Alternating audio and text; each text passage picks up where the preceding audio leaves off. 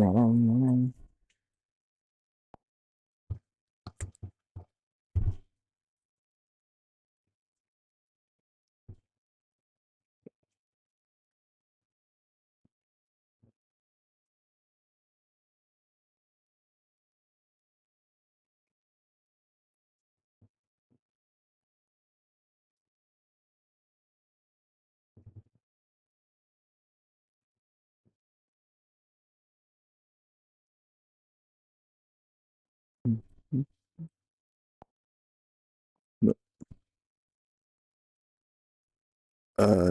I'm not watching.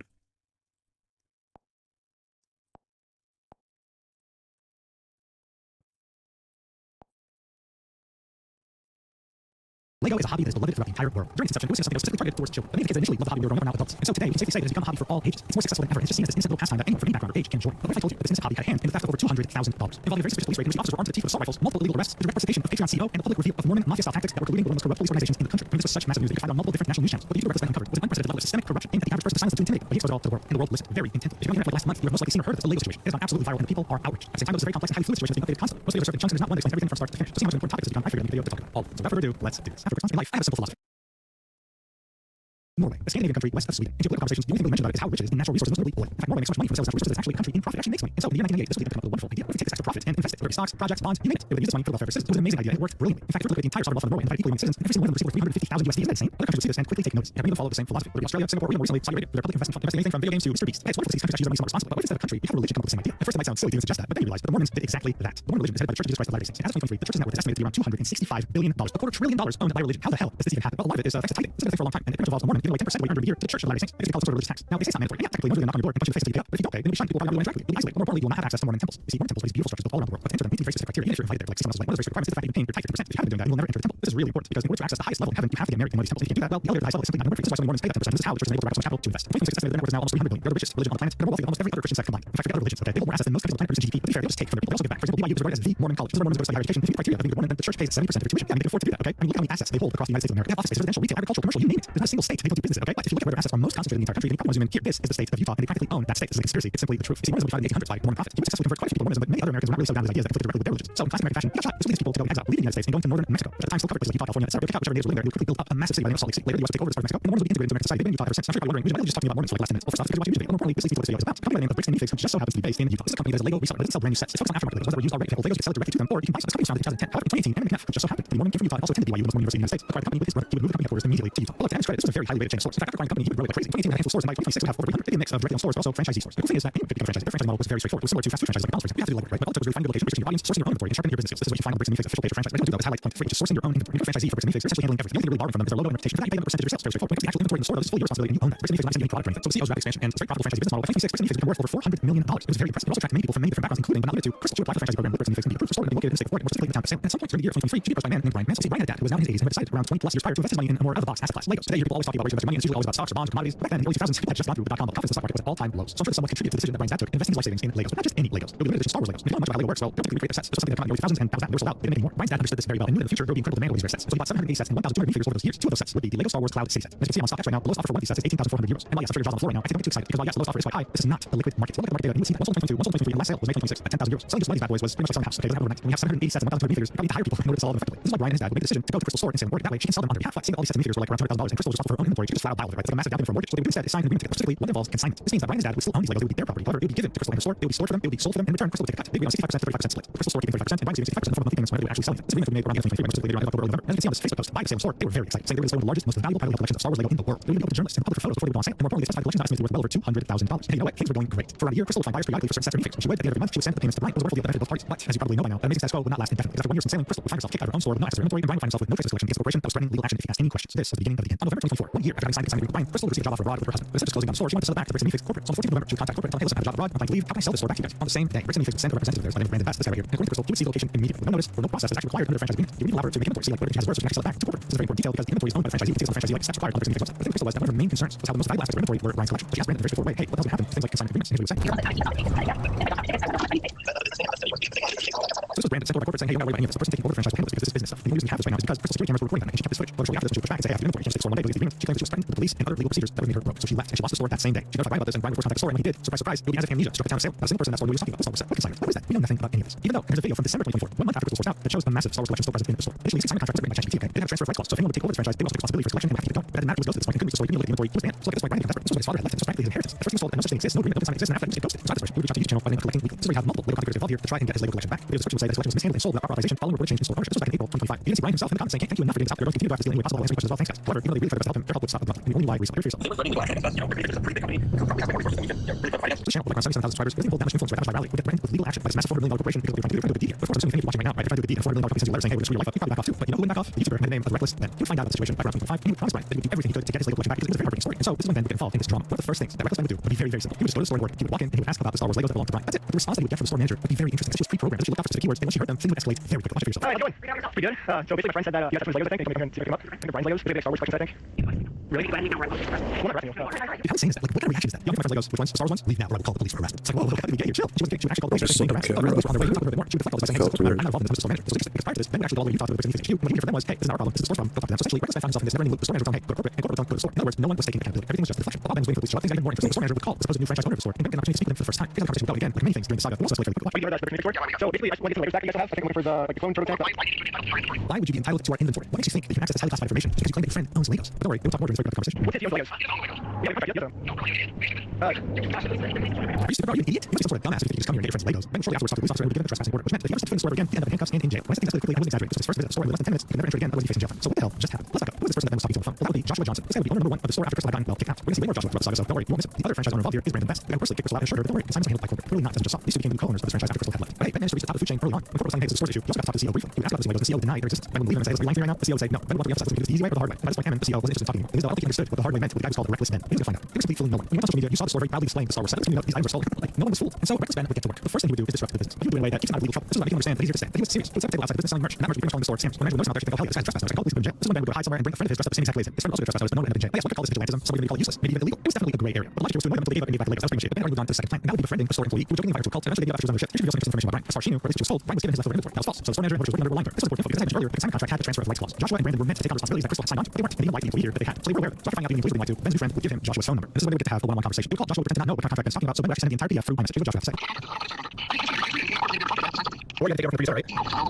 Yeah, it is. So you want to get the Legos back, like.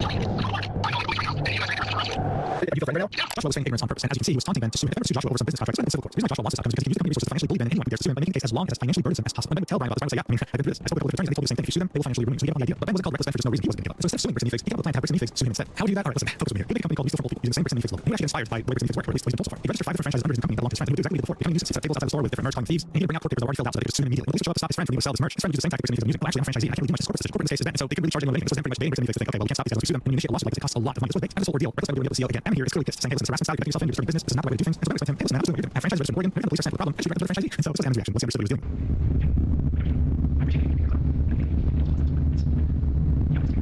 What we got is we have that for Legos. So I think Frank set in, the CEO just who he was dealing with here. Well, yes, it was really funny to Ben. It's really leaning where the CEO clearly knew what was going on. And he was being baited. So this is being baited. So we want the next one, the raffle strategy. Raffles in the US have followed very specific set of rules. If you fail to abide by those rules, you'll face civil court. You face criminal court. Ben would figure, well, since these Star Wars sets are held in consignment, this means that Brian still owns them. They're his property. So we can look for a raffle that costs $1 to enter with random strangers. We can legally do that. And if you go to the store to get that Lego, the manager refuses to give it to us, well, that's criminal. Honestly, I'm a lawyer. This one was actually very smart. He was speaking holds up. And so he went to the store to get the prize. The manager called the police always does. He also talked to Ben actually seriously. Wait, okay, well, if I saw a contract and consignment, this is a raffle, this is criminal. All right, cool, I'll look at this. Unfortunately, though, what if the other officers would go to the office taking it seriously? But whisper something in his ear, and all of a sudden the entire demeanor would change. It seemed that these cops were corrupt. They had no interest in actually holding law. In fact, what was even crazier here is that this officer was bringing things about here that they could control the situation and tell Ben straight up, listen, give this up, you can all walk away. If you keep going, you'll end up in jail.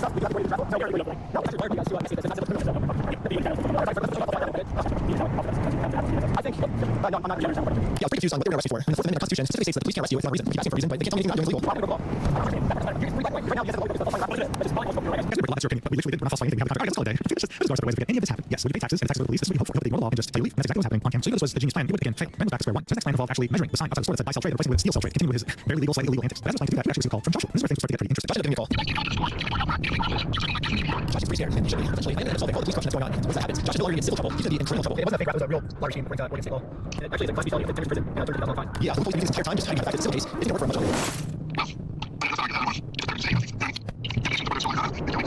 So it was clear. He was starting to crumble. No, there was no fact that let's not talk semantics here. Let's not talk specific words here. No crime actually occurred. All right. He finally understood what he was dealing with. So he finally took him seriously.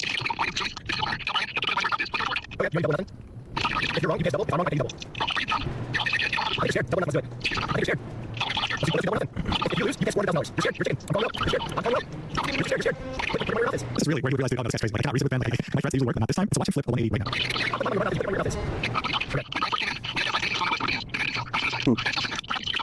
Wow, that was easy. It had everything to do with.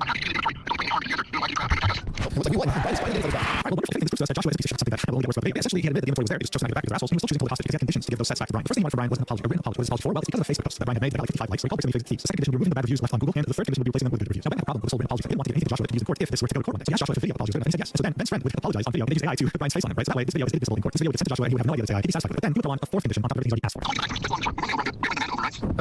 Okay, Brian's still worried that keep postponing it until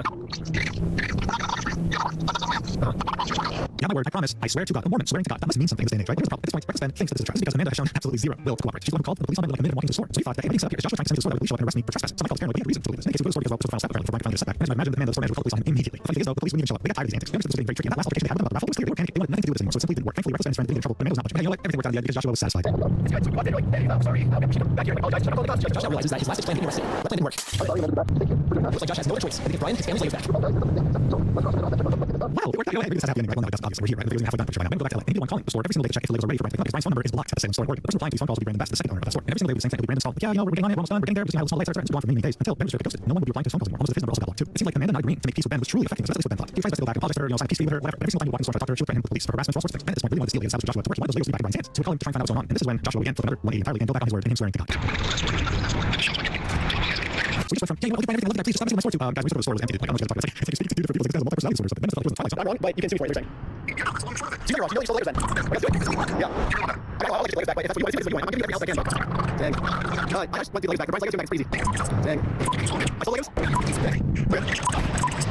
This thing is a roller coaster, and you haven't even gotten to the assault rifles wielded by police officers raiding Ben's home. But just like many times throughout the journey so far, Breakfast Ben found himself at square one again. He was faced with two choices. The first one is walking away. The second one is suing, needing hundreds of thousands of dollars lawyer fees, and this lasting for around 2 or more years in court. None of these two choices sound attractive whatsoever. So this is when Ben would come up with his master plan, small claims court. Small claims court in the U.S. is something that helps people resolve money disputes quickly and without needing for work. This is really something for the average little man. One that's standing up to a big corporation, but cannot afford a lawyer, and typical corporations in these cases will lose as long as you have brute force. The caveat though is that the only cases involving amounts under $10,000. So we're dealing with a collection here that's worth $200,000 and we're dealing with half it, so $100,000. How the hell would you do that? Well, he decided to sue the store 10 different times. He and his friends would take out credit card loans, $10,000 each. They would give them to Brian, and since Brian still technically owns these sets with assignment, he had the ability to sell it to them. It's now the owners of Lego sets that had disappeared. They could each sue in small claims court for $10,000 each, amounting to $100,000 against bricks and minifigs. This was something they held no hope in winning. And the cool thing about small claims court is that it's pretty fast. It doesn't take 2 years. It takes way less than that. If you're wondering how Ben's friends would pay off these $10,000 credit card loans for like 20+% interest, or the sales tax lawyer, so $10,000 right? So Brian was taking back money as a loan, 0 interest loan. So this really was genius. Again, I'm not a lawyer here. The lawyer probably face on chips at the same time, but man, I mean, if they just game the system and expected because Brittany Figgs were in the wrong here, they would lose all these lawsuits. But don't celebrate yet, because guess what? The Salem store would quote unquote temporarily close. Which shut down hasn't been open since then, so to avoid paying back anything in that small claims court. So Ben had somewhat won, but he had won too well. He managed to destroy his franchise without getting his money back, which was at the end not really a win. As you see later in the video, so the strategy that Emmett told his girlfriends would employ all the time where they got in trouble, closing, opening up companies so they never suffer any consequences. So Ben was able to stop here. Okay, the store closed. This was a victory. And he was like, no. So we print out this massive announcement. Temporary the store. Sign would say permanently closed. The whole family's life savings they sued and lost. By closing the store, we gotta have to pay the family. Well, soon enough, this would go absolutely viral around here. And bear in mind, this was done back in 2025. Breakfast Ben's first video, which we just talked about, came out May 1st, 2026. We've been aware about the store for over a year now. Certain circles, this video would be catalyst that would spread far and wide. But shocking, some of the events that occurred in this video were it was nothing compared to what the second video would do to the internet. Because there, we just deal with a shady company. We dealt with a shady police department to escalate this to unbelievable levels. May 21st, around the same day the first video came out, Ben also released part 2 on his Patreon. See that many were impressed with his very interesting and untraditional type of investigation techniques. They would support and watch part 2. This video would be so shocking, such an escalation of what occurred in the first video. They know it was going to pay well, it would practically leak everywhere. Okay, the details of the following story. So you know, this video released on May 30th on his channel. People already knew, okay, this guy kind of assault rifle played at him because of the legal investigation. Alright, so here's the situation. Small claims court hearing didn't work because the store closed down before they could pay them the damages. So Ben decided to take the fight directly to the franchise co-owners. So he personally sued both Joshua Johnson and Brandon Best in small claims. However, in order to sue this way, the court wanted to see a good faith effort from Ben to resolve the dispute before this lawsuit can go forward. So in other words, the court at least tried to resolve this with conversation, something before actually bringing it to court. Which meant that now Ben had to travel to Utah because that's exactly where both Joshua and Brandon lived. He was headed to Mormon territory. However, before trying to contact with Brandon and Joshua, Ben decided to pass by just real quick the HQ to Utah. He had another conversation with CEO, let him know what he was doing, updates, he wanted to resolve things peacefully. So this time the police would call him and he'd be told to leave the property immediately. Alright, fine, no worries, let's head to Joshua's house. They go there and see him outside his home on the phone. Most likely, right? We can theorize here. The HQ was letting him know, hey, these guys are probably going to win. But before Ben could even initiate contact with Joshua, which was required for his lawsuit, he noticed 2 different police cars headed his way. And no, he wasn't paranoid. These cars were here for him. They would stop the car with the pretext of not stopping. Ben asked the footage of this incident, right, to see like they actually failed to stop. I know it was bullshit. They actually did. So this was the beginning, right? The iceberg, the corrupt actions of the American Fort PD, so the police department involved, would take against Ben and his friends. After talking for a while, they would trespass everyone in the car. Okay, which meant that if they ever found themselves on or near Joshua's property, they were being arrested. Just keep in mind here, they hadn't even stepped foot on his house. They were already off to a great start. The next thing they would do would go with the other co-owner, which was Brandon Best. And this time he actually answered, and there would be no police cars waiting for him. However, even when Ben tried his best to communicate, Brandon would just remain nonverbal. He would just sit there looking at the distance and not saying a word. So the police would show up later. What's really interesting to me here is that as Ben was speaking to the police officers, she was talking about Brandon, that she was very aware of who he is and of the situation he found himself in, almost like she was defending him. Watch yourself.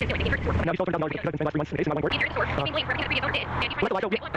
I'm sorry, is this a police officer or is this his wife or sister or something? It sounds like a family member defending in court. Very interesting. And of course, Ben also got trespassed for Brandon's property. However, it was good news. He actually faced Brandon refused to talk. He was able to upload this proof to the court, and this was enough. This was enough to really resolve this conversation. However, he was able to talk face to face with Joshua. So the roller coaster continued. So like this is when Ben, who was probably naive to Mormons in Utah, would find out that actually both Brandon and Joshua were Mormons. This is something that Brian would point out. Okay, by the way, like, all the time Mormons. So Ben would get another brilliant idea. He's just full of it. He find the church, the Mormon church that Joshua goes to every week, and he would find someone that works there, most likely a missionary or something, someone who volunteers. And he tells them about the whole story, how Joshua swore to God they didn't steal anything, but he was going to give back what he stole, along with all the chain of events that led him here today. What happened next is like some kind of weird drug-related crime series or something. I felt like I was watching Breaking Bad. The guy from the church that went to Joshua's house, Joshua wouldn't even speak. He wouldn't open the door. He would call the police immediately. This was Mormon on Mormon violence, and the police would tell this guy to leave the property. And as this was happening, Ben and his friends would get stopped by multiple police vehicles. The officers would conduct a full search of their vehicle and have them wait outside. This would last for multiple hours, around 3 hours. They also made them undergo a drug test. It seemed like there was no shortage of the intimidation tactics that Joshua and Brandon were employing. And also seemed like this police force was in their pockets for he was compromised. He didn't have to pass the drug test. The police wouldn't let them go until they told them where the drugs were. Whatever that means. After this incident, Ben requested life efficacy. Everyone can do that. Okay, public rights. How much of it was redacted, much of it was very suspicious. Only done in extreme cases to protect the victim. Not doing routine drug check. It almost seemed like these officers had something to hide. Maybe the fact that this was an illegal stop, that they were illegally trying to pressure Ben's friends to admit they had drugs, that they arrested him and stop messing with Joshua and Brandon. In any case, this whole debacle would be described to the court by Ben saying, hey, listen, I tried my best to stop Joshua, but this happened. And hey, it's also got proof. So now all that remained was serving the court papers of Brandon and Joshua. But Ben focused solely on Joshua. He was the one speaking all the time. After all, he was the one swore to him, and it's like, how could he serve in court papers if he's trespassed off his property? Well, if you can understand yet, Ben had a way of coming up with some very good ideas. Ben with the brilliant idea of printing out the face of Joshua with an evil laugh with a quote next to him saying, I stole a dying man's life savings. He would make it to a sign and put it right in front of Joshua's property, his house, on the adjacent streets, right? Not right across the property, the adjacent street, on a small public lot. Okay, so he argued that he was doing this illegally in a public lot, and he was only expressing his source amendment rights. In reality, this was being done to lure him out of his home so they can serve him with his court papers. Now, look, somebody might think this is vigilantism. Somebody might think this is too over the top, crossing the line, hell, even harassment. Here's the thing: if you're not American, we understand the significance of being served. For a lawsuit to begin, you need to serve the person that you're suing. It's a person, right? If they're smart enough, they can avoid you forever. You go to the registered address, oops, they're not there. Go to the place they work at, oops, they're not there. Effectively stalling justice for as long as they want to. Now, there are court cases where you can serve, but you have to make a case to the judge, and the judge has to prove it. It's not given all the time, only special cases. And so many people choose to hire someone like a processor, an individual who specializes in delivering legal documents. Ben had a processor with him, and this idea of baiting someone working with documents is actually quite normal, unfortunately, in the U.S. legal system. In fact, let me give you an example that happened on a live stream. It's about the live stream of Scott Justin Carey, right? He was being sued by another streamer for both stalking and harassment. However, he always keep avoiding being served for documents. And so a processor will be hired, and this is incredible how he managed to get him his papers served. Watch. This processor would find him, realize he would screen snipe him, but wouldn't dare because then he would want to get his attention. Like, oh my God, is that you? Pretend to be a fan. Also, they can read the document in front of him, and so then in court he can say yes, Your Honor, this person was served. If he doesn't show up to the court date, then hey, there's no excuses. The streamer realizes, oh fuck, I just got served, and outs. So then I mentioned the processor would do his own processor for sitting in the car. She was proving that this was legal, and yes, I'm sure processors have endless stories about how they serve an individual, whether they dress up as a delivery man, whether they fake out your heart attack. I don't know. It's a crazy world out there. Even though Ben would be there for a specific legal reason, wanting to serve Joshua documents, he would have a processor with him. The cops would be calling him not once, not twice, not even 3 times. They call him for a total of 4 times within the span of like an hour. The first time they situation, they would leave shortly after. The second time, another set of police show up. They explain the situation. They were also legal. And here's the very important thing here. The third time the police would show up, they would say, you know what, you want to serve Joshua? Give me the documents, I'll serve him for you. Wonderful. Police officer can totally do this shortly afterwards. The police would come back to him, and here's what they would say: hand him back those papers. Ben was explaining to the police how serving papers, how a court case works. Isn't that incredible? Before the police department had yet again broken the law, police can't simply refuse to serve someone papers, and that's exactly what happened when Joshua would ask the body camera for this officer, like what exactly did these papers do? Of course, also be redacted, as it was protecting him and hiding his actions. The police didn't have no excuse. Okay, the fourth time they would show up to talk to Ben, they would take these papers and they would actually call the court directly to verify authenticity. And guess what happened? The court would say yes, that's actually the case. It's on body cam, so they redacted.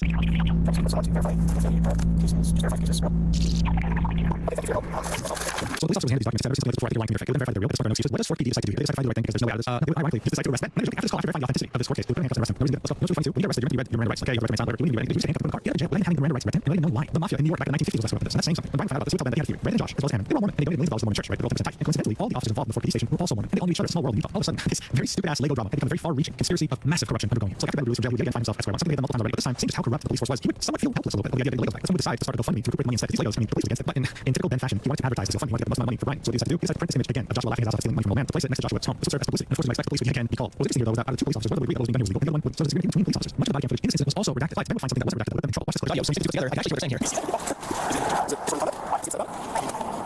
Yeah, this police officer is right. Just because it's making Joshua upset does not make it social legal. It's finally gave us some sort of understanding of what was going on. Oh, is it making Joshua upset? Let's find a crime. Depending on these guys to make them stop. What is this sort of conduct or something? It was incredible to see this in a clip like this. This wasn't even redacted. It's so surprising to see how corruption goes, but also it makes you think, well, if this was redacted, what are they redacted? How much worse is the footage being redacted? But hey, it gets worse. At some point, one of the police officers would ask Ben's friend, hey, hand me your phone. And his friend would lock the phone before getting arrested for such a dumb reason, tampering with evidence. That was locking his phone, not destroying it. So now his friend was being sent to jail. No Miranda rights read to him. No reason given. It was ridiculous at this point. But this was actually nothing compared to what was going to happen next. You see, Ben wasn't from Utah. I think that's pretty obvious. None of his friends were. But when they arrived here, they had rented an Airbnb while they tried to serve Joshua and get on with this lawsuit to get the Legos back, to get the money back. So actually, they had to go fund me and having the altercation with the police with the sign they had put up on the fence. They would get back to the Airbnb and chill. And while they were chilling, they were completely oblivious to the fact that the 4PD police department was about to initiate a raid on them with straight up assault rifles. I mean, look at this. They just straight up went in there with pistols, assault rifles, as if they were doing some sort of drug bust on the cartel or something. They would drag them out, and Ben's shoulder would get dislocated right here with such force. There was no resistance whatsoever. This reminded Ben of the conversation he had with Joshua back in the first video. Joshua was saying, "Y'all pin this all on you. I'll make you the thief who stole the Legos." Because guess what? This search warrant that made them go with assault rifles and pistols and make them handcuff everyone outside of the house, treating them like criminals, was for stolen Legos. They were alleging that Ben and his friends had over $200,000 in stolen Legos with absolute bullshit. Nothing more than another attempt at an intimidation tactic to make them back off, just like the whole drug stop thing. But it wouldn't just stop there. Every single one of Ben's friends, including himself, would be arrested, put in a police car, and sent to jail. Every single one of them was sent to a jail cell, and Ben was questioned. Like seriously, what is this? It turns out the Mormon Mafia was not a conspiracy theory by any means. They interrogated Ben until they found out about the GoFundMe, and then they would start questioning all his friends, asking was this Ben's idea. This is what they wanted. They wanted to pin the GoFundMe on Ben and use that as some sort of reason to keep him in jail, which they fully intended to do. Within a day, they would release all his friends, but they would keep Ben in jail. He was meant to stay there for 30 days, no bail, until he could face a court case alleging stalking and harassment towards Joshua. Again, I wish I was making this up. I wish this was a joke, but it's actually happened. But Ben would get extremely lucky because the judge presiding over the case would think, wait, we need no bail. He would give him bail set at $2,500. Now look, at this point, Ben would be released from jail. Okay, after having had assault rifles pointed to his face and dislocated shoulder, yeah, he'd be a free man. But one day later, seriously, this only gets worse. One day later, the police would post a warrant for Ben's arrest. A friend of his would call the Utah Police Department, 4PD Police Department, and ask about this, and they say that this time the judge approved a no bail jail term because the court had somehow found out that he was a threat to the physical safety of a protected person. So in this case, we're talking about Joshua. And when it came to the court case itself, he was facing up to a maximum of 5 years in jail if he lost. They wanted to charge him with stalking, a class A misdemeanor, which means it's right under a felony, and targeted residential picking, a class B misdemeanor. So knowing that there was a warrant after his arrest, and knowing that he had no bail if he got arrested, he would stay in jail for like an entire month up until his court date. Ben fled to Mexico. Seriously, I was making this up. This was all over Legos. This was genuinely all over Legos. Like, can you remember how we started with this? This dude was being treated like he was part of the cartel, selling kilograms of cocaine or something. Do you not understand why this went viral? He got assault rifles pointed at him for Legos. He's facing over 5 years of jail time in a no bail situation over Legos. This was a guy trying to take someone to small claims court, something made for the small, lower middle class guy who wants to go up against the corporation, and this was the treatment he was receiving by a police department. Yeah, no wonder everyone's making videos about this, including myself. This is something that should be spread far and wide. This is unacceptable. I've seen dictatorships with more fair laws and police departments than this. Like, are you kidding me? And so much awareness being raised about this. Everyone talking about this. The outrage was palpable. And accountability was at the top of the priority list for anyone involved in this. And so humanity had found hope and justice again as consequences started to come in violently when it came to Bricks and Meafes and what they had done leading up to this point. It would be unprecedented with even the police having to make a statement. Look, Bricks and Meafes were now completely fair game to the entire internet. And so people did some digging. It would turn out that scamming and legal threats were at this point in Bricks and Meafes DNA. This one YouTuber by the name of MGS Brick. And in 2025, he go to his local Bricks and Meafes store with a $1,000 Star Wars Lego figurine. That's just distinctly different from another figurine that looks fairly similar but $400. But the main difference is what's on the print, and anyone practically would know that if they were into Legos. When you go to the store, he'd be told this figurine is fake. The police spoke to, they were trying to sell this to, such as saying, yeah, this is fake, trying to undermine how much it actually costs. And interestingly enough, at first he'd reached out to by corporate, but they wouldn't threaten to sue him or anything. No, they'd say, listen, I want to acknowledge that what happened is not normal. It shouldn't have happened. And the person who wrote this email was Matt McNeff. Yes, him and McNeff's brother. But when MGS Brick signaled interest in collaborating with Reckless Ben, Bricks and Meafes would take notice and would send a completely different email. In it they say, you're receiving this email directly because it has been brought to our attention that from MGS Bricks, you have communicated with Reckless Ben about potentially creating peak content involving Bricks and Meafes in the situation he has been publicizing. Please consider this email to you a formal notice not to involve yourself, your platform, your eyes, etc., in any coordinated activity involving Reckless Ben, his associates, or any claims he's making against Bricks and Meafes. So this was them continuing on with their strategy. They always employ intimidation and using the law to bully people from ever being able to speak out against them. And speaking of intimidation, we hear from another franchise owner about something very similar happened to him in comparison to Crystal. He expressed wanting to sell his store, right? He wanted to move on to something else. He's just like Crystal visited by Brandon Best. So this ex-owner is thinking to himself, okay, well, I got an inventory, same much worth, and sell it to you guys. And Brandon seemed to be on board. Like, yeah, sure, and that's part of the contract. So it's part of the agreement. But I can't pay anything until you receive a letter from legal. So the next day, this ex-owner would receive this letter and he would pretty much say, because you owe us rent and fees, and because you broke the franchisee agreement, you owe us a fine of $70,000, which coincidentally was almost the exact value of his inventory of Legos in the store. He of course would deny the fact that he had breached the agreement in any way, shape, or form, but this really showed us how they operated. This was the Mormon Mafia fully at play right before our very eyes. It wasn't just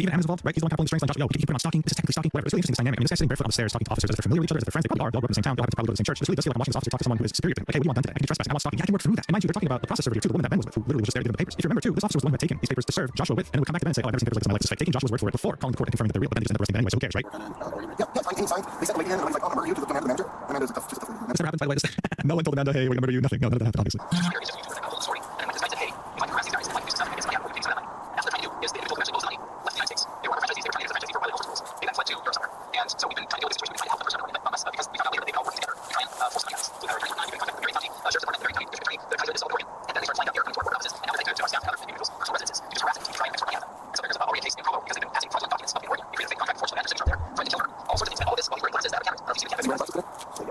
So this was Hammond, the CEO, talking on the phone. So like all the boys are involved together, and what he was saying was definitely a reach. She replied that Crystal, the person who had left the US, right, who used to own the sound store that went to Europe, fled because she owed money. When in reality, we saw security and footage. She was lied to, and she was forced out. They claimed that Brian had hired Ben, and the whole point of this was just to make some money from the $200,000 owed. If that was really the case, then why does the GoFundMe exist? And again, this whole lie that Amanda, the store manager, was threatened with murder. I mean, seriously, this is all over the place. It's pathetic. This is probably my favorite clip because you can see some guy sitting on his stairs barefoot talking to the officers, where he says that these documents are fake and that this girl's a fake process server, and the cops just eat it up, they just believe him. You know, even though it's completely illegal for a cop to have papers like this and not give them to the person whose name is on them. All right, she's been trespassed, officer, somebody, but yeah, she's been trespassed, talking with him, he's telling me a different story. Again, I don't know all the specifics of your case. He's very adamant that he wants to serve you the papers, okay? That's illegal, you can't pretend to be able to process server. So, I've explained to him that you don't want to be served papers. He's got to figure something out. If it's, again, I don't know if there's an actual case right now, or again. If I say misdemeanor to the person who process server, so right now, arrested for impersonating process server. So right now, I explained that to them, explained that he needs to go all different about this and to not come on your property as well as her. No, I can't just go pretend, I can't go print a fake document and go try to process server. That's illegal. Have you two been to court before? No, he's a YouTuber. Okay, you've never been to court with him. No, so these papers that you printed out. Yes, 1 billion trillion gazillion percent. Never been to court with him. Nobody's ever been to court with him. He's a YouTuber. Okay, what's the reason behind your short closing this one? He's harassment and vandalism. Yeah. Okay, so on your own court. Yeah, He can't be right. He's a YouTuber. You know, this guy wants to sue you and has like a straight up court case and he wants to serve you. He can't do that. He's a YouTuber. I also love how he's sitting there making demands from the officer. There really is some sort of power dynamic here. It's very uncomfortable to watch because it makes you think how many other situations like this exist across the US with police? Probably quite a few. And this guy straight up has the phone number of police officers, right? Joshua has phone numbers. Look at him calling an officer right here. He's talking about us. We come to the house, we have to come. This is how the two patrol cars were able to find him immediately, right? Ammon had called Joshua, told him, yo, they're probably on their way. He saw them, he caught them, so they were coming, called the cops' personal phone number. He didn't call 911, right? They were there ready at the scene of the bogus traffic stop. This is what we're dealing with here. This isn't conspiracy, this isn't clickbait, this isn't exaggeration, this is corruption at its finest. These body cams also reveal to us the extent of the corruption that has to do also with Airbnb. This is all bogus. They have a personal relationship with Airbnb owner. Everyone knows each other in this place, okay? Watch it for yourself. This is just a game to them. Hey, come here. You remember we were doing hydro with that deal? Remember we did hydro with that deal? Yeah. This is Airbnb's in the front. That's all right. He's like, what the fuck? That's so funny. The detectives are going to have one come look at these guys to see if they have videos or guys. So we'll keep them on ice until we can search it. Sounds like they're just rolling. I'm trying to take all this. That's great. And in fact, they'll come out and they're walking up. The main thing has phone recording, so shut it off. Yeah.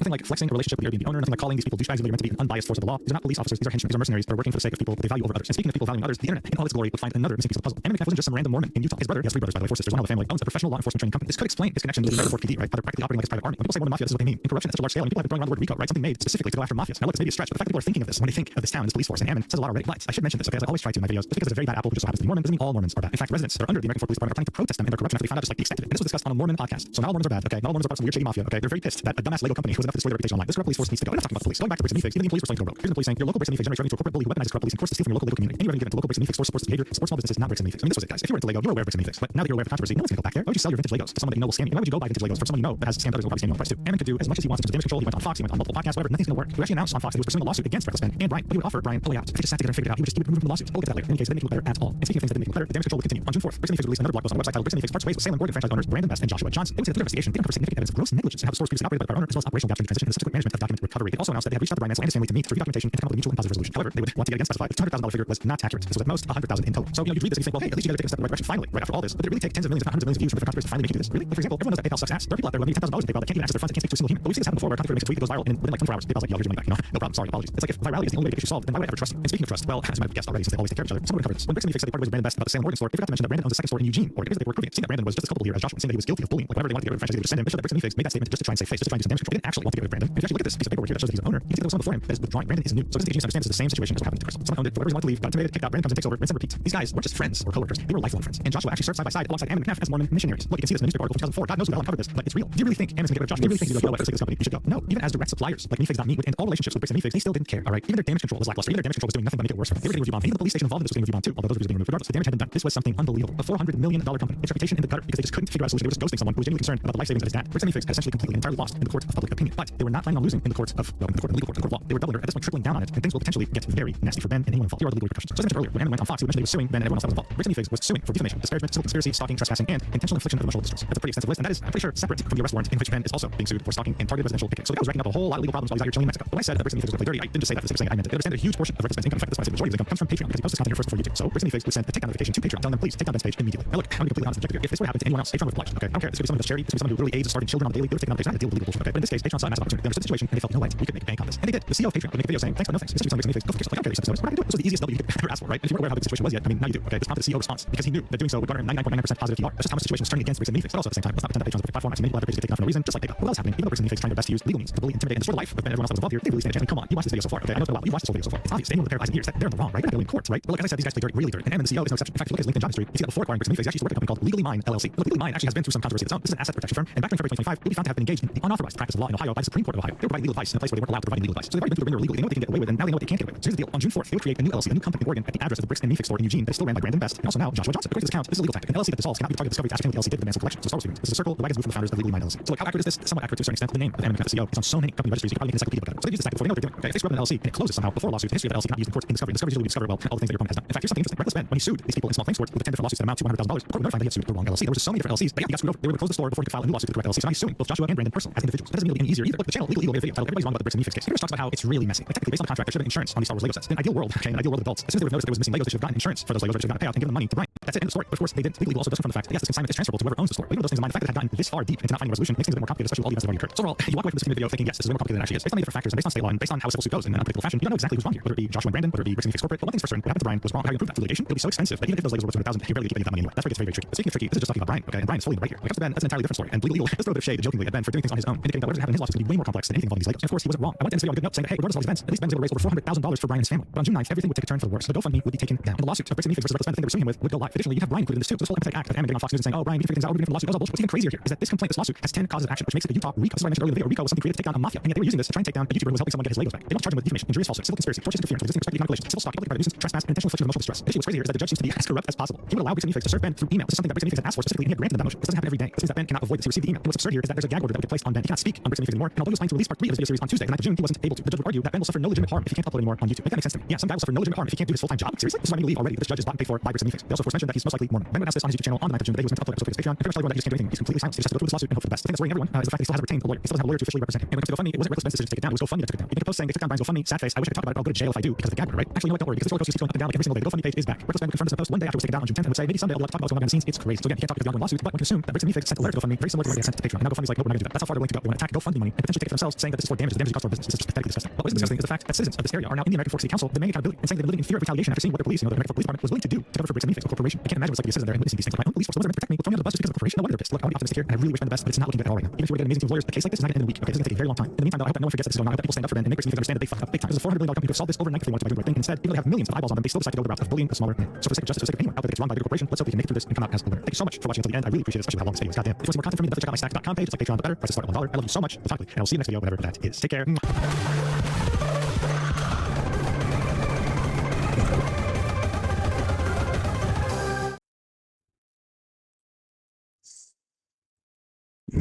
Fuck.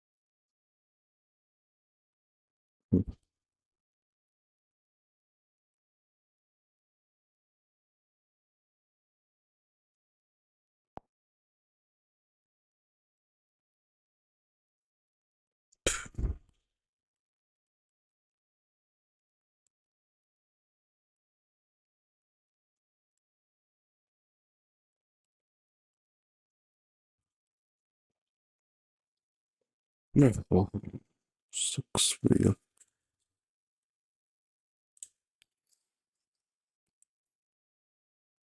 Like the full saga part 1. Hopefully part 1 or 2, not 1 or 3 or even over that. Well,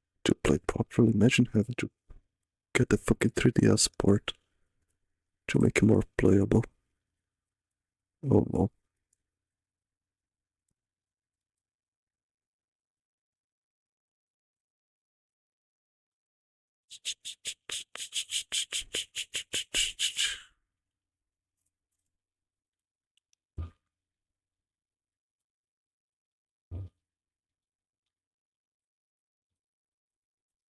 Mm. Boom, boom, boom, boom, boom, boom.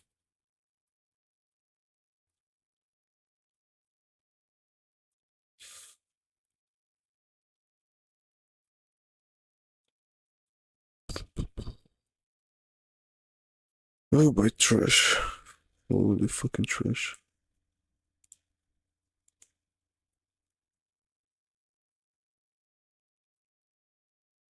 Lamo.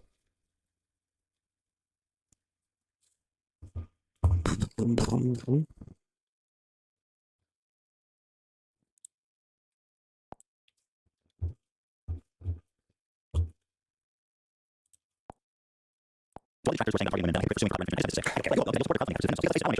I don't really want to say too much because I truly don't have to say too much. I don't like to spend a whole lot of time on the internet directly going at in a very dramatic way other creators. It's like a purpose of my platform for the most part. Even though I do like kind of shit on like winners and total pieces of garbage on the internet, I like to make the music community worse. When it comes to like the broad content creators here, unless somebody's like just being completely wrong-headed about some music or talking about me or just being a real fucking idiot, I like to keep mostly quiet and just like kind of chill. I don't pay attention to a whole lot of streamers to begin with, across the board. But I feel like what just happened here needs to be discussed because it's a very broad issue that affects all content creation across the internet. But what seems to have happened, thankfully, is Denims. I stream, but I don't consider myself like a hardcore streamer. I'll say fellow streamer Denims just got a tentative ruling in the lawsuit leveled against her by Ethan Klein of the H3H3 podcast. Now, I want to spend this little rant here in this talk getting into the nitty-gritty of the content nuke and Ethan's psychosexual obsession with Hassan and iDubbbz and Anissa and a host of other things about the whole situation. I just particularly find weird. Are there elements of these dynamics that Ethan genuinely feels like burned out and pissed off about? Like maybe possibly I feel like I don't know enough about these interpersonal relationships on a personal level to really comment on that front. What pisses me off about the whole thing, what makes this tentative ruling in Denims' favor about all this, what makes me happy about this with joy is like, look, no matter what problem you have with any of these people personally or politically, whatever, you cannot be using this as an opportunity to destroy internet content creation and reaction content, commentary content. I don't care how up your own ass you are, I don't care how psycho you are, I don't care how demented or mentally ill you are. You cannot be using your millions of dollars and you cannot be using your platform to sue and go after other creators simply for the sin of reacting to your content, good or not, and having your own thoughts and opinions about it that you don't like. There are lots of people who comment on and talk about my content. Are there situations in which I would maybe take legal action if those comments happen to come from a defamatory place and it was like all out like complete lies or whatever? I mean, sure, but that's a different thing than going after somebody just merely for reacting to your content and making the claim that it was stealing, making the claim that this person is stealing from you by reacting to your content, bro. It is literally how you got started on the internet, dude. You literally had your own fair use lawsuit about this same shit. The purpose of the defendant's last year's been test criticized and mocked the plaintiff's message, which the courts have found weighs in favor of fair use due to its transformative nature, and they even proceed to cite Ethan Klein's case. I feel bad and I regret ever having platformed you and had you on my own channel on a podcast and push people in your direction because you turned around and ended up doing this. And again, I'm not even talking about whatever sort of like political or ideological sort of disagreements you may have with these individuals or that I may have with you. That's not what I'm talking about at all. I'm talking about you're literally using your platform, literally using these petty disagreements, your own emotions that you're so tied up in this situation to destroy the very industry that we all operate within because you're mad that you're being criticized. Some of those criticisms unfair and are they coming from like weird terminally online psychos that are on Reddit or this platform, that platform. Yeah, I'm sure some of them are. I deal with those types of people too all the time. But to be going after other streamers for commenting on your content and if this lawsuit ended up going in Ethan Klein's favor, effectively would have destroyed the business model of anybody and everybody doing the same exact thing, reacting to other content, commenting on other content, transformatively critiquing and pulling apart other content that would create such an ugly, horrible, just destructive, slippery slope. And you did over some bullshit. You did over some stupid, mindless, petty, emotional, moronic bullshit. It's literally all you did it for. You didn't do it for any other reason other than some petty, stupid bullshit. And I'm glad that Denims had it ruling. Not only because I like and respect Denims as a streamer, but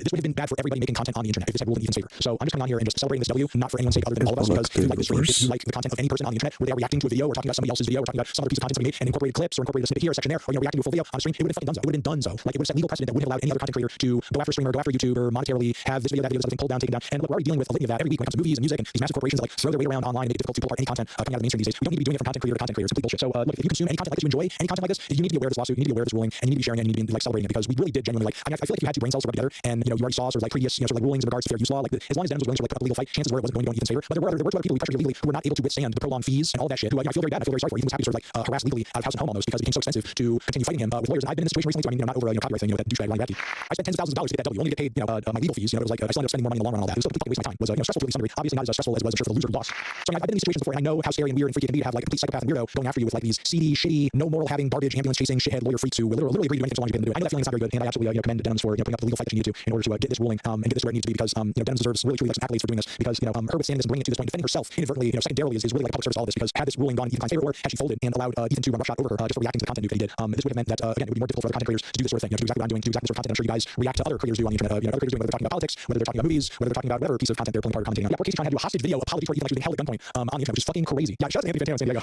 Yeah, no, H3 weaponizing copyright for political reasons is fucking pathetic. Again, we came so close to like shit being completely burned to the ground because this moron had to take something that is so vital to all of our content and burn it all down and essentially say, like, well, I'm taking my ball and going home because you made a piece of content talking about my content. And I'm like, fuck you. Again, shout out to Denims, and I'm glad it blew up in Ethan's face and that everybody got to witness it. And really, like, 15K likes and 600 retweets on this is shockingly low. Like, there should be way more people openly celebrating this because we really truly did just like dodge a fucking bullet. And the precedent that Ethan's last lawsuit along fair use lines, the precedent that set, he literally just tried to burn it to the ground over some personal petty shit, which is just, again, ridiculous. And it's crazy to sort of like see the contrast between then and now in terms of like this man's public perception and optics. Like when he originally won that last lawsuit, he was a hero to the internet because he allowed for there to be sort of this like, open and normalized discussion and engagement with, sort of transformative content creation and reacting to other things online that has become the standard. And now you're trying to rip it away from everybody because you're pissed off over some personal shit. I'm sorry, but it's just stupid as fuck. So, shout out to Dennis. If you are, still on the bird app, as satanic and as awful as it is, I do recommend that you go on here and give her some congratulations and share this if you can, because I do feel like more people need to be aware of, how big of a W this is for the internet and everybody.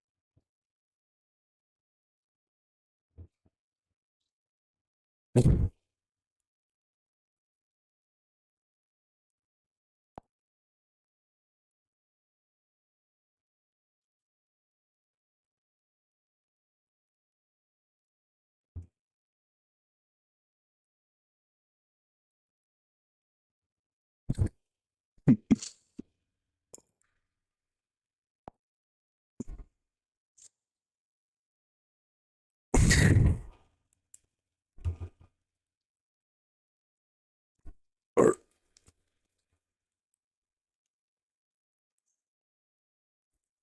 mm,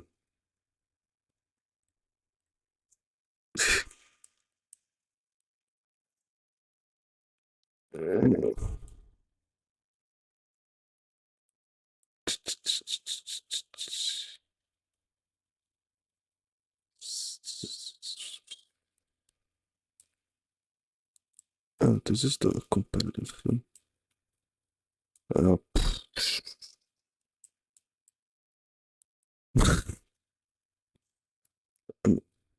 Is it, wait a second. Also, the rank got reset for the next season. A week prior to the actual season, but oh no, I mean the fucking that drives the rank. Okay. Ugh. Mm. Sometimes I feel like trying to play competitive mode for name's sake, but also disabling the mic to not have to hear whatever the fuck they're saying. I know communication is important, but getting to just hear a bunch of toxic people yelling on the microphone or in chat, yeah, that doesn't help either.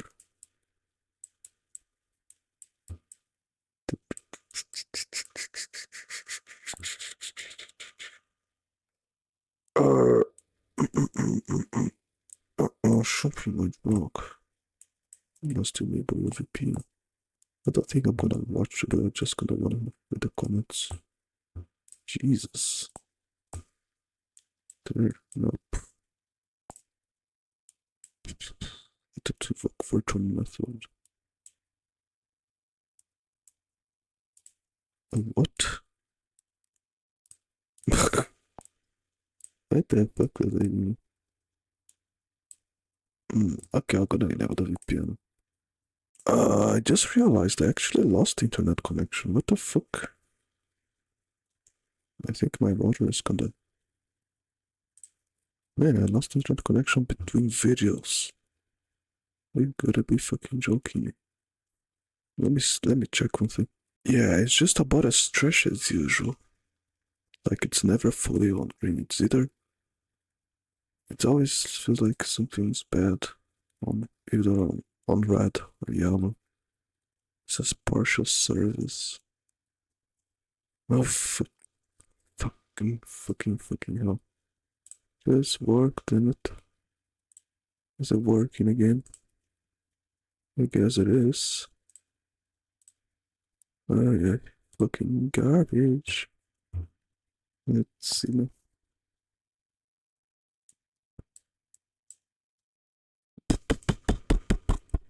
Goodness.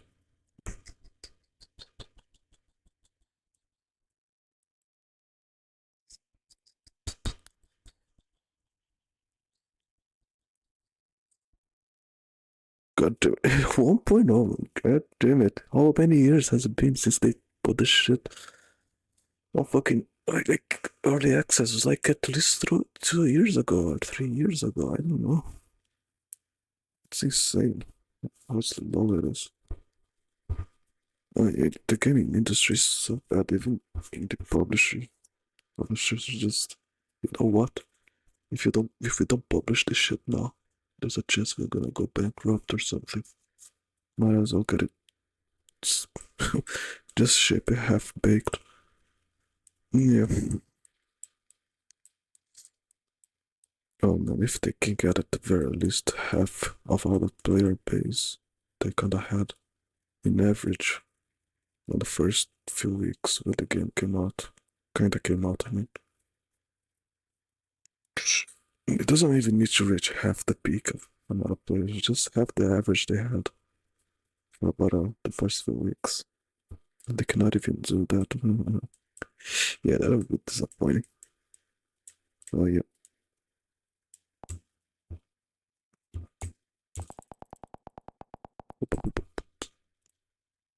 Você sozinho em casa, cada cozinha estica a mão, pega copo d'água, um copo simples, cai no chão, você lembra isso, sai, você baixa pra tem mexer os dedos da mão direita, a mão não responde direito. Aí você tenta levantar o braço não vem. Parece que alguém pegou um saco de cimento nele, você tenta falar, se porcaria é essa? Faz a coisa errada, embolada, a voz sai pastosa, ainda mais feliz, aí você mostra o dedo pra você, não deu nada, você nem sabe que tem alguma coisa muito errada, você agora me responde com sinceridade, se isso acontece com você sozinho em casa, você ligaria pra gente na hora, daria esperando. Nesse segundo você vai mentir, você vai dizer, calma, pouco vai passar. Se você acreditar, talvez você mais caro da sua vida, todo mundo sozinho, você vai nessa hora.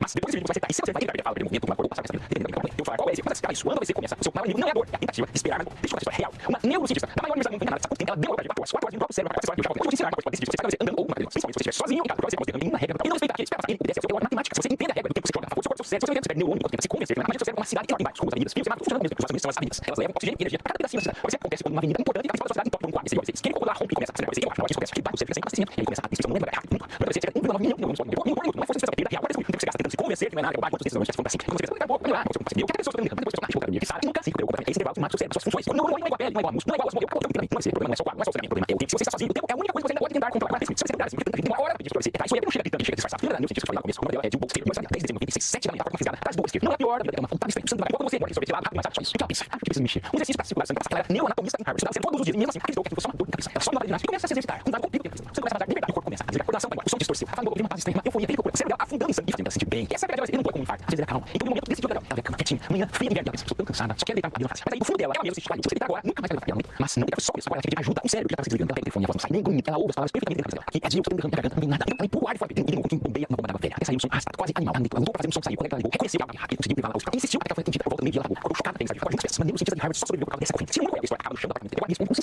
você sozinha na sua casa, sem emergência na hora, ou ligaria pra alguém, ou exercício, ou dormir, são embaixo da cabeça, você tem duas pessoas, não acontece, outra história, tem 37 anos, mais jovem, mais preparada, que a maioria que está assistindo isso, tentando pedir licença pra dela, aí você não olha 7 anos de nascimento, não tira essa cabeça, e presta atenção, porque agora eu vou te ensinar como você poder, primeiro você tem que entender como reconhecer, mesmo você pode ser médico lá, tem Google, você não precisa de médico, precisa decorar um nome, R de rosto no espelho, ou na câmera do celular, posso um lado do rosto, caindo no canto da boca, parece isso como aparecer, até prova vontade, todas as dois braços, todas as duas 5 segundos, caiu sozinho, um lado começa a comando, você falhando, você deve de fala, fala uma frase em voz alta, tira hoje, está bonito, você embolada, ainda presa, viu palavra trocada, ficou embolada, não é detalhe, emergência, esse é o mais importante, aparece como um sinal, acabou a negociação, não precisa ter, não precisa cair no chão, não precisa ter dor, bastante final, da embolada, peça, depois vem, liga, mas uma coisa muda a hora, meu filho, não manda áudio pra sobrinha, pela demora, pra ouvir, mesmo se for a live falsa, que é live falsa, mas vergonha, 15 minutos, sabe que esse mais você, não sei qual ou nem tem a chance de contar isso, fazer uma pergunta, parece boba, mas nesse exato momento, sozinho, você vai olhar pro o segundo sintoma aparece, uma coisa, e fala a hora em voz alta, só agora, 2 aqui, porque no hospital, existe remédio que dissolve o átomo, mas ele tem em geral, 4 horas, no início, não chegada ao hospital, o médico vai te perguntar que horas começou, você diz 2 15, aí 4, você diz, depois do almoço, no mínimo, aí você fica de mãos amarradas, sabia, agora, é arma, é chance, é sério, você fez Rafa, deu 1, 2, fez o que está sozinho, você tem umas horas, né? O que você faz? Se você perder a consciência, aí que precisa entrar na sua casa, na hora, cada minuto, na hora, tentando abrir, é sério, não fica deitada, nem vai do seu quarto, não sobe a escada, não se arrasta, senta ou deita no chão da sala, onde bate o olho, te arrasta, se você tiver jogo pra você, ou muito forte, você faz de lado, não barriga assim, porque se você tentar, tiver deitado, costas, o fundo vai, não, aí você não mostra isso, você foca, não coma, não beba nada, nem água, nem café, nem pressão, porque não passa nada de nutrição que você tá fazendo, sem gás, pouco primeiro, o celular, volume alto, se você parar de falar,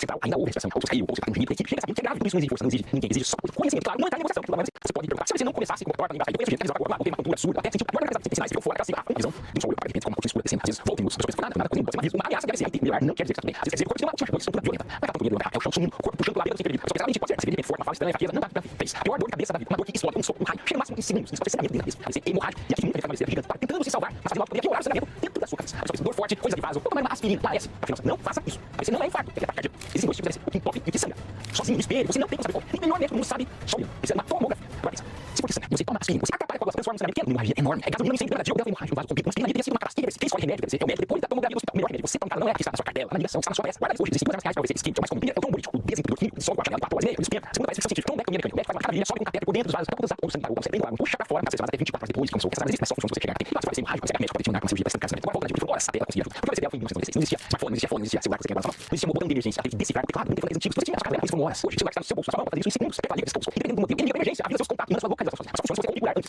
você sabe se o seu celular só tem qual botão apertar, se um dia o corpo parar e você não conseguir nem falar, a ligação tá configurada, deixa eu usar agora, antes de você aperta o botão lateral 5 vezes seguidas, ou segura o botão lateral junto com o botão volume, você pode acionar ambulância, polícia, bombeiro, seu contato de emergência, meu, minha esposa, você também pode apertar a tecla lateral 5 vezes e tem enviar mensagens SMS, dispara, localização fora, e até áudio dos seus contatos, se você tem outras marcas, procura no seu celular, você vai contar outra bagunça, sabe, em todos esses, o passo que decide tudo é o mesmo, cadastrar contato de emergência hoje, qual a pessoa que mais provavelmente atende e que sabe o seu endereço, às vezes também o celular do seu pai, sua mãe, seu avô, farmácia, você tem isso é importante pra saúde, e já nem precisa ser mais, eu tive um paciente usando um Apple Watch, um dia ele rodou os caras abaixo, relógio dele qualquer, interessante, ele perguntou pra ele, ele não respondeu, não tinha atenção, ele sozinho ligou o contato de emergência dele, tinha configurado como se o médico recebeu mensagem, o que na casa do tá tudo definido, um traumatismo grave, coisa grave, chegou rápido, porque pode na hora, imagina o tempo demoraria, o médico contar pra alguém, cada vez que mais precisa ser você, seu pai, sua mãe, sua avó, sua tia querida, que tem boa, sua pai, carregado, a primeira pessoa que veio sua agora, manda pra ele, esse vídeo não foi agora, não quer que você salve esse vídeo, ele não foi que você salve, foi pra você, envia, manda pra quem gosta, manda no grupo da família, manda esse vídeo pra quem você ama, pessoal, inscreva no canal, apareça na coisa, você vai fazer o seu cérebro começar a mas existe pouca emergência, a pessoa tem que se sozinha, também tem que esperar passar, também perde minutos preciosos, dessa vez, é o braço que trava, é o peito que aperta, suor, vem, falta de ar, a pessoa pensa, deve ser ansiedade, pode não ser, Windows 11 just launched a new CPU boosting feature that will make your search and other core functions open faster. Finally, Microsoft's pop-up ad for Edge can ruin my day in record time. I'm Smash, this is TechLink, and Microsoft's new low latency profile will spike your CPU to maximum frequency for a brief 1 to 3 second burst before dropping back down power saving mode. This will have the greatest impact on budget, mid-range, and older PCs, while top-tier rigs are unlikely to notice a big improvement. Unfortunately, installing the update doesn't automatically turn LLP on. Microsoft is using control feature rollout to activate it gradually, possibly to make sure that CPU boosting starting isn't going to fire everyone's PCs or more likely nuke the battery life. If you want to check if you have the feature, too bad. You can only tell if it's on by monitoring whether your CPU gets a little hit of meth whenever you open up a start menu. If you don't get the speed boost, though, at least you'll get some bug fixes from what also happens to be the largest patch update ever, fixing roughly 200 flaws, including 3 0 days, and blowing past the previous software record of 170. The only way to make this update better is if it just deleted Windows and installed Linux instead. Google is asking the court to throw out a proposed class action lawsuit over its Lyria Music AI on the grounds that uploading a song to YouTube already hands over the right to train AI on it. A revelation that probably would have led to some shots. What? No! Before 2022, now we're also used to it. So back in March, a group of indie artists claimed that Lyria 3, which can whip up a 30-second jingle from a text prompt, was trained on their tracks without giving them a dime or even a courtesy heads up, and the system artists would normally use to catch this type of thing. Content ID is the same copyright detection bot that Google built and runs itself, while other companies accused of this hide behind the fair use argument implemented a different route. It owns YouTube, so the upload agreement that you definitely read, top to bottom, supposedly handed that company a worldwide royalty-free, sub-licensable license to your work. So think of it less like stealing, more like guiding the hand of your sleeping great aunt, so she technically co-signs your Anthropic is rolling out Cloud Fable 5, a safe version of Mythos, the company's sweet little model that they previously said was simply too powerful to release publicly. But don't worry though, that scary model stays locked to the elite members of its Project Glasswing program. Now that doesn't sound sweet. We meanwhile get the Nerf version, and according to Anthropic's head of product management, if a student asks Fable to find cyber vulnerabilities in some code, model will refuse, and Fable 5 will fall back to Opus 4.8. So essentially, the AI will mentally revert to a younger phase of its development. No child drama required. Anthropic said this figures in under 5% of chats and covers topics like biology, chemistry, distillation, bioweapons things. I really hope that the fallback works. Still, it is reportedly state-of-the-art on nearly every benchmark, and Stripe reportedly used it to migrate a 50 million line code base in a day. A job that would take 2 months by hand. Sure, it's double the price of Opus 4.8, and guardrails are the only thing preventing the next teen Oppenheimer, but hey, best things in life are also a little scary, aren't they? Except for us. These 5 speedy pieces are kind of like Pokemon. You can't catch just one. No, legally, you're obligated to catch them all. Stick around. Instagram is bringing algorithm controls to the main feed, so instead of just guessing your interest from years of observing you, you can just tell it what you want to see more or less of. The pitch is that this is going to help the feed adapt to your changing moods. Cute, but the algorithm already watched 9 straight hours of happy video, so for being realistic, it probably knows what you wanted to do. Donut Labs' miracle solid state battery has been exposed as an ordinary lithium ion by researcher Zeroth and a panel of over 20 battery experts in a YouTube expose. Company wow, attendees at CES 2026 promising a cell that charged in 5 minutes and survived 100,000 cycles. Then they raised about $25 million from 1,300 investors. So yeah, that's awkward because it turns out the revolutionary breakthrough was just the battery in your phone, and the only solid state thing here was the blaze on top. Do not eat it. Google just launched Gemini 3.5 Live Translate, a voice-to-voice model that streams the translation a few seconds behind you across more than 70 languages. On end, you can hold the phone to your ear just like a regular call, and best of all, it preserves your tone and pitch, so the translated voice sounds like an approximation of you. That's perfect for spam calls in dozens of languages that you can't even speak. And Tampa General Hospital in Florida teamed up with beloved dystopian surveillance state enabler Palantir to surveil patients for signs of sepsis before it turns deadly. The system has helped save an estimated 886 lives since 2022 by continuously scanning vitals and medical reports for about 1,000 patients, flagging warning signs so their response team can deliver antibiotics within the hour. I guess the government getting in bed with a tech giant named after a farcing orb that was misused by evil pirates found people in the North was a good idea after all. And finally, researchers at Nanyang Technological University in Singapore built a seed-sized surgical robot that's a Swiss Army knife with tiny medical horse. This millimeter-scale bot can cut, rip, and store tissue, dispense drugs, and heat up to deliver hyperthermia treatments, all while magnetic fields steer across the bumpy, unstructured terrain of your insides. It's comforting to know that design is finally achieved its ultimate goal, putting a remote control time to remove a knife inside my body. That's terrific. And your body will appreciate it when you come back on Friday for more techniques. So be careful, you won't let that youngster Pokemon trainer block your path. People will not stop talking about how much you love shorts. It's just something easy to wear. Where's the lie? Everybody has one again all day. Today we're going to review the dark history behind the DMCA. The DMCA is otherwise known as the Digital Millennium Copyright Act. It's a law that passed in 1998 and it's legally deliberately the directory technical protection measure. Even if protected work is something you want. For example, this would be the Echelon exercise bike. This is an exercise bike that was sold as allowing you to connect third-party applications. You were able to do that time set. From this bike that Motorola used. Somebody came out with a way to get around so you could use other third-party apps that don't have subscriptions and everything on the exercise bike that you want to pay for. And that person can't release it because you guys you can put person 35 years. Lexmark makes printers, but as many printer manufacturers do, they like to buy the bank. They try to make printers that only work with Lexmarking. And when somebody else came out with a way to make it work with third-party instead of manufacturing, they took them to court. So the DMCA is the reason that a company like Bamboo Labs can try and drag someone like Holland to court for taking HTTP code, forking it, and allowing people to be able to connect their printers the way they work before the manufacturers and update that change everything. And that architected, lobbied, and pushed this law through for many years, came out and admitted that it was court, which leads me to the question of why has there been no reform over the past 30 years. Bruce Lee is a former corporate attorney from government, official work in administration, who was the primary architect of this bill. He wrote a 263-page white paper that served as the basis for what eventually became the Digital Millennium Copyright Act. I'm going to play you a clip from Bruce Lee. Unfortunately, at least in some areas, our policies haven't worked out really well. Our attempts at copyright control, at least that's why I have not been successful. But I don't just blame teenagers and college students. I really blame the moguls in the music industry because had they been thinking about these business models when we were doing our work in 1994 in Clinton administration, had they been developing effective online distribution models when the internet first came into business and talking to Steve Case when KOL first started to become a big deal and really seriously developing an online business model, perhaps we would not be in the situation that we are. But the culture of that industry was such that those people were concerned principally with their talents, were developing talent, understanding public taste, anything about distribution or technology or anything like that means. So their industry has paid the price for this, and we'll be quoting this, but I'm afraid our Clinton administration policies didn't work out very well. You can tell even he knows that he fucked up based on how he was talking because halfway through the clip he just goes, and take a pause for a second, and then he makes that mouth noise again right before putting the blame where it belongs, not on the college students and kids and teenagers that were downloading things. He was putting it in the lap of the music and movie industry that goes down. It's 2026 and I want to take my 4K Blu-ray and I want to be able to watch that on the phone on a plane. I can't do that. I'm not allowed to do that. That's technically illegal. I have to streaming service. I have to buy media with DRM. It's going to be infinitely lower quality than what I already have. So I use my beautiful DVR 2013 with firmware and I whip a nice beautiful 4K on press copy that I can watch my phone anytime I want. When you get that sigh and go, it has the energy of I fucked up but I wouldn't. I had a technician that worked here 10 years ago, Garvis Souls, name along. He was amazing what he did. He was doing very difficult repair on camera and he wasn't released to be on camera. So he messed something up. This is what it looked like. You can put it back. Fuck. Okay, you fucked up. So now I need to take the screen out. This is when it gets fun. You feel that, don't you? Right through the screen. But the difference between Milan, who had integrity, and Bruce Lee is that Milan says we fucked up. He's honest about it. It bothers me so much about this gentleman is that he realizes that he had a big part in architecting one of the world's largest technology in the United States and across the world. And